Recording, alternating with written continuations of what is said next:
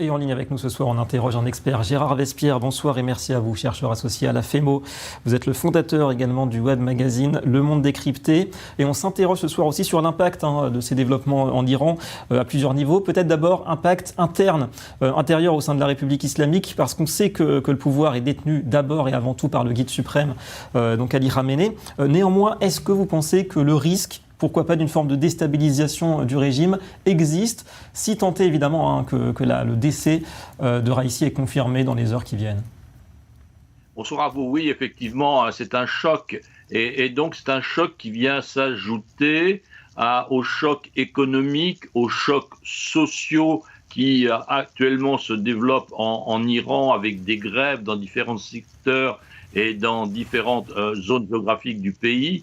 Donc, vous avez un homme qui a été dans sa carrière judiciaire d'une grande fidélité, d'une totale fidélité au régime, et qui était un homme totalement dans le répressif. Donc cette symbolique de cette disparition rejoint en quelque sorte la symbolique de la disparition de Soleimani, n'est-ce pas, du général des gardiens de la Révolution en 2020. Donc vous avez un poids dans les esprits qui va s'installer en Iran au niveau des membres du pouvoir. Effectivement, c'est une étape tout à fait inattendue et qui est négative parce qu'elle va créer encore des conflits dans les couloirs. Ouais, donc une séquence, un signal de février peut-être justement au niveau de l'impact régional ensuite. L'image d'un régime peut-être fragilisé qui pourrait apparaître désormais? Écoutez, il est fragilisé à l'intérieur puisque Raïssi était l'homme de la répression.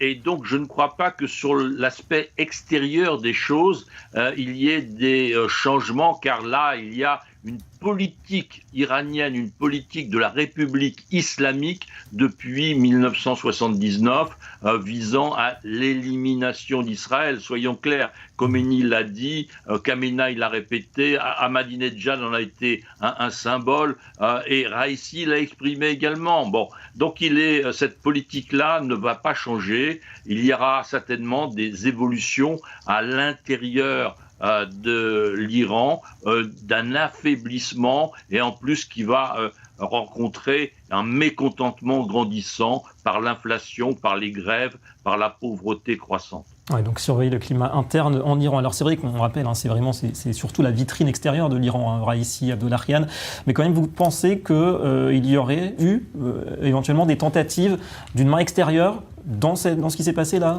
au nord de l'Iran? A priori, je crois qu'il est très difficile d'échafauder une telle hypothèse parce qu'il y avait différents appareils, différents hélicoptères et un seul est donc manquant à l'appel ce soir à Tabriz. Les deux autres se sont posés sans encombre, donc il aurait fallu qu'un seul soit visé, ce qui n'est pas impossible, mais je pense que les conditions météorologiques, donc d'une fin de journée pluvieuse, de fort brouillard dans une région montagneuse, ont causé effectivement l'accident. Et puis a priori, pas d'intérêt direct à déstabiliser la tête du régime, en tout cas à viser les hauts responsables de la part, que ce soit d'Israël ou même des États-Unis en ce moment? Non, je ne crois pas. Je pense que d'abord, c'est une opération qui serait très, très risquée dans la mesure où elle peut être découverte. Donc, il n'y a pas vraiment, même avec des preuves très infimes, mais on peut toujours remonter un fil, n'est-ce pas?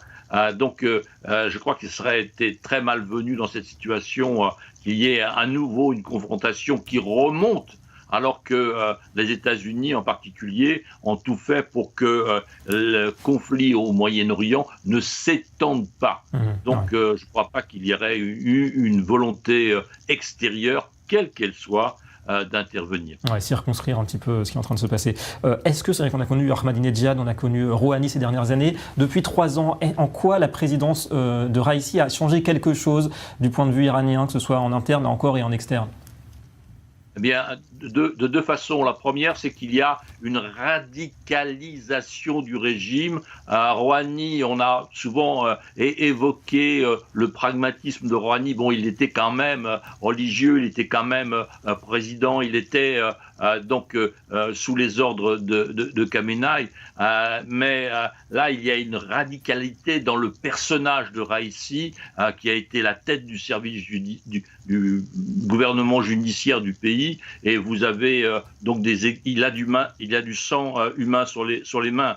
Des dizaines et des dizaines d'exécutions ont eu lieu quand il était membre du tribunal de la mort à la prison d'Evin à Téhéran. Donc il y a cette radicalité de l'homme, et puis il y a la marginalisation lors des élections. Vous avez de moins en moins d'Iraniens qui se déplacent. Lors des élections présidentielles, il y a certainement eu 20-25% maximum de participation, et on est descendu sous ce score, plutôt entre 10 et 20% lors de dernières élections des parlementaires, des députés du Majlis. Donc voyez-vous, il y a cette tendance à la marginalisation, la coupure, le gouffre qui s'établit entre la population et le régime.